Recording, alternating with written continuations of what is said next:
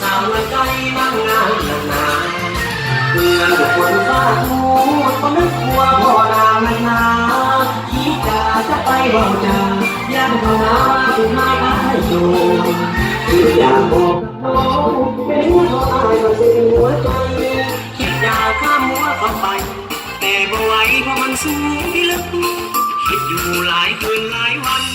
ไม่รู้พานตะวันยิ้มให้แล้วเราจะทำยังไงทนบ่ไหวจะรอดมาเป็นมา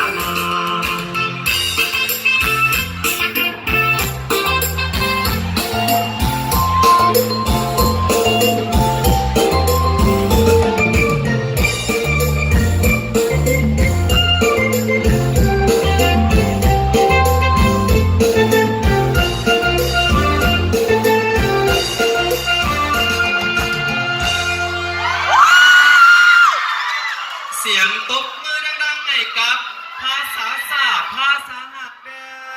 งซึ่งว่ามาในบทพรภาษาศาสตร์ภาษาหักแดงน่าจะแม่เกี่ยวแก่กับการแต่งรองประเพณีการแต่งรองของเราเนาะซึ่ง